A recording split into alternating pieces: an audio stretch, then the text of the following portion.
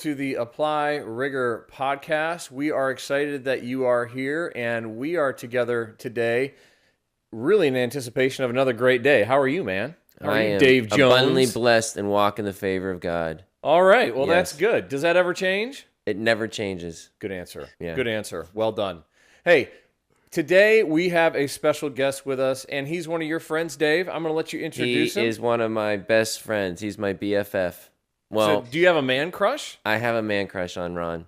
Wow. So, if I want to get into that number one spot, I'm going to have to do some work. Wow, you have a lot of work to do because Ron is my man. Okay. So I'll give a little bio on Ron, and then we'll get started in his peaks and valleys. So Ron Kuhl's from Albany, New York. He's a founder and director of Hockey Hut Training Center just outside of Albany. Ron started his coaching career in 1993, has worked with thousands of players from youth and pro levels over the past 20 years. Ron's coached hundreds of hockey games at all levels and built a world-class training facility, drawing players from all over the globe to train with him. His ability to plan, recruit, coach, and teach hockey skills impacted players and teams around the world. Ron, thanks for joining us today. You know his name, right? You swear you just called him John. As joining Ron. That's what you get for being the BFF around here. Hey, Ron, I apologize already. So if I'm getting any closer to the BFF status, even closer to where Jones is or above, I'll take any help I can get. There's a big shoes, Dave. Big shoes. So we're talking about peaks and valleys, Ron. Like what's your biggest high or your highest high, your lowest low in your world of training and developing kids and running a business? Yeah, I think for me, because coaching teams over the years and then instructing and running a business, completely different,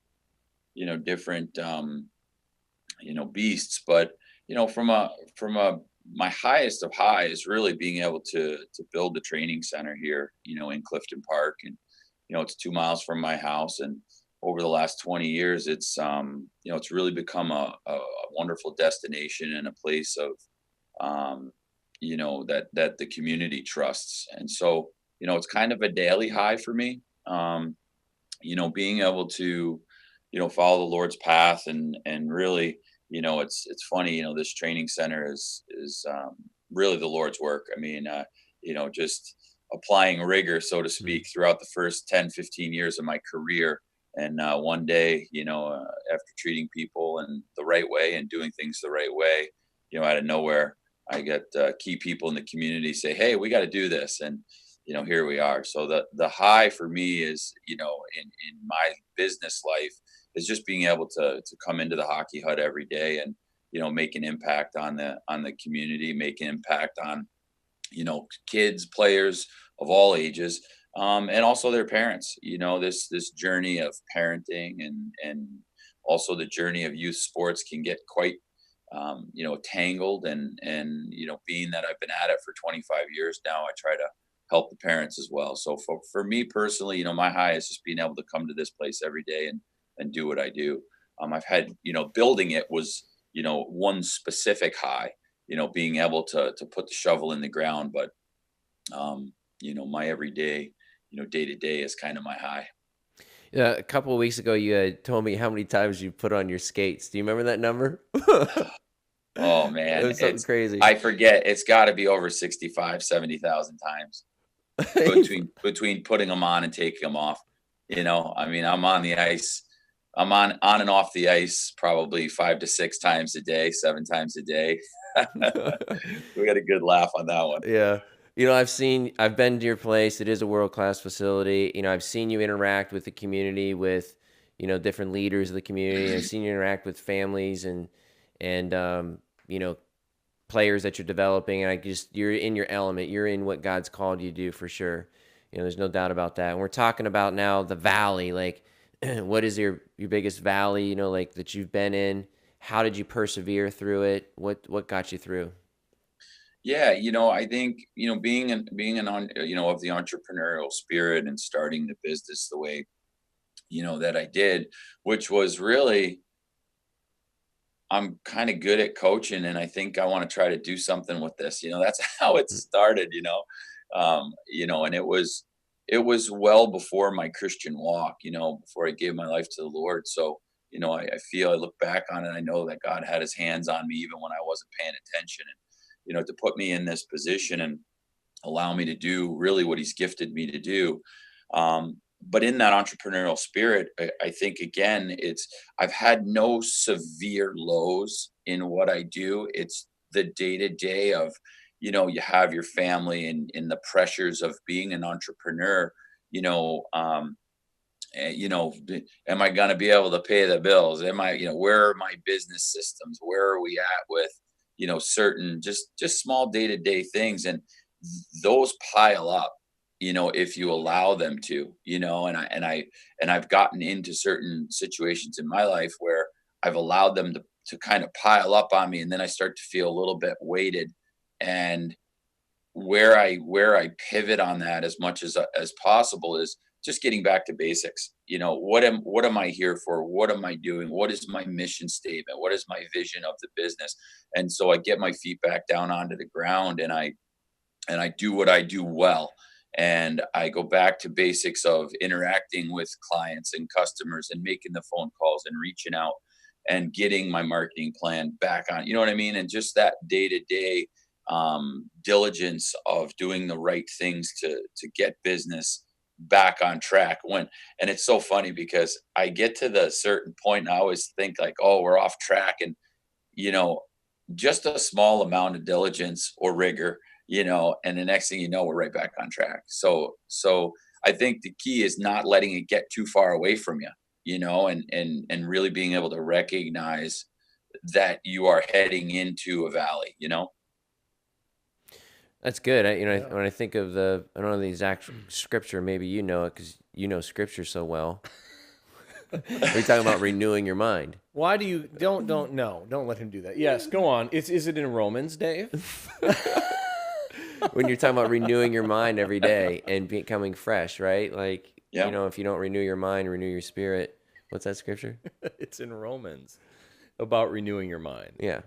So that's what I hear you saying. Is that right? Like just Yeah. I think we get caught up in the daily grind, so to speak, and we lose sight of what got us here. Like why am I here? I'm here because the Lord gifted me to be a wonderful hockey instructor and to connect with people and to build relationships. And when you get back to that basics and then you look at your business,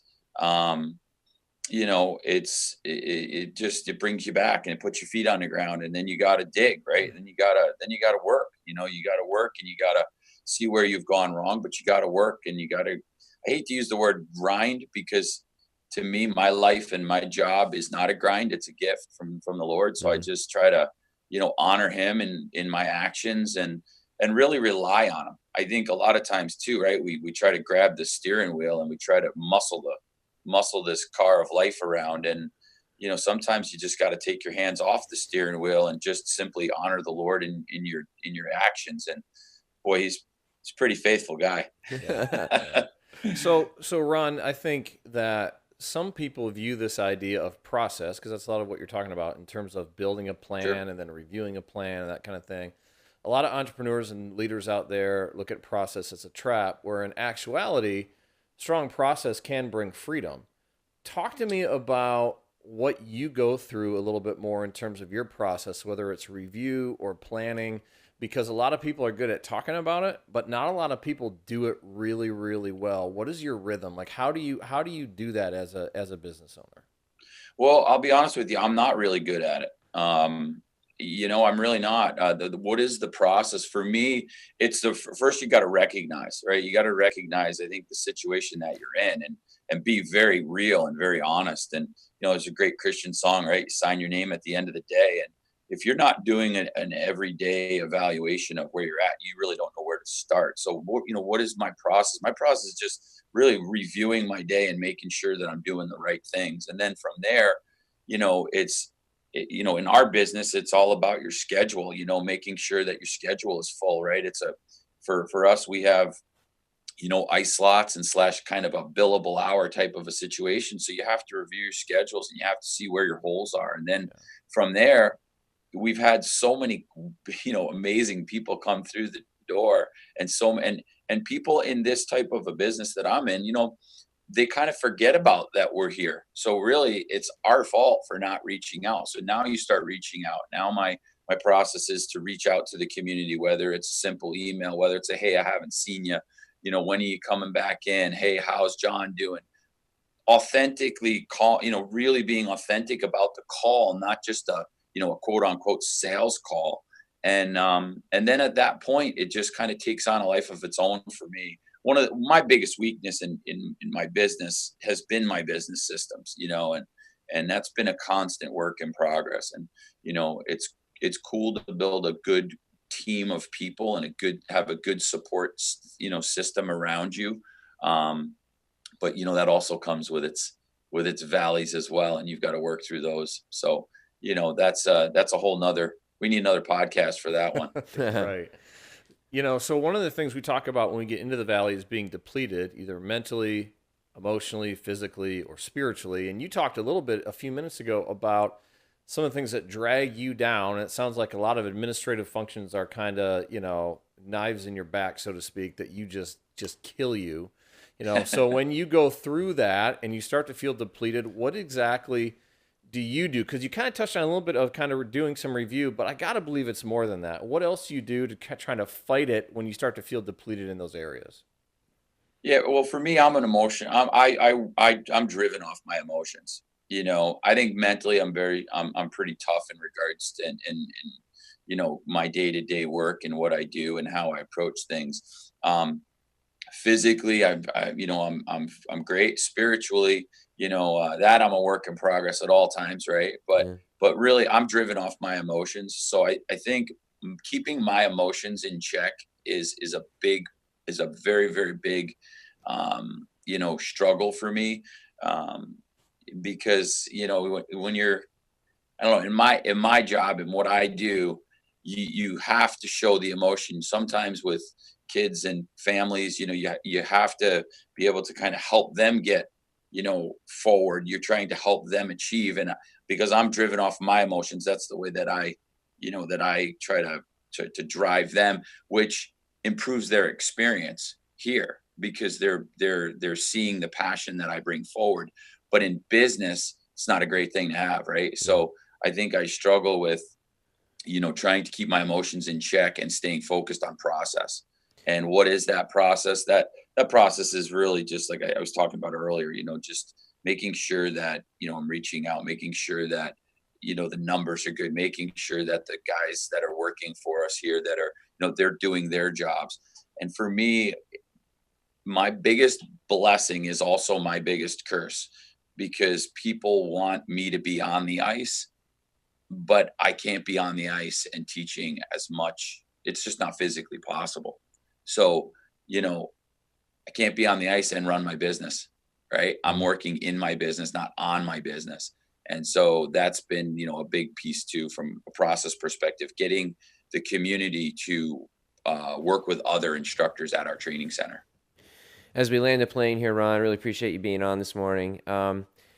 You've been at this for 2 decades, right? If there's Yeah. entrepreneurs that are out there, what encouragement can you give them as they push through their peaks and their valleys?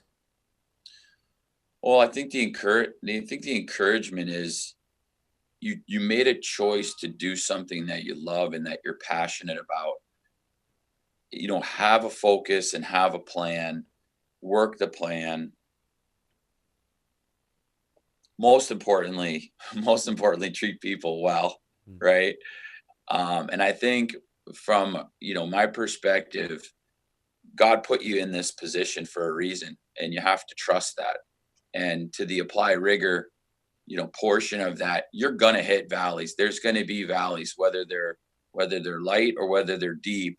If you love what you do, you have to just work through it, and you have to trust the Lord. And He's so faithful and so amazing. And I know in my life and in every aspect of my life, He's been. It's crazy. It's mind blowing for me. Mm. Every morning I get to do what I love to do.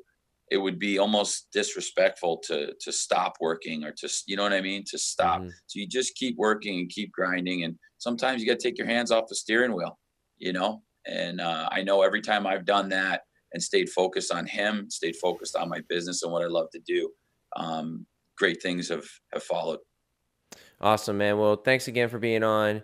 Really appreciate you in so many different ways in my life, so thank you. I'm going to leave our viewers and our listeners with this quote by Winston Churchill. It says, "Success is never final and failure is never fatal.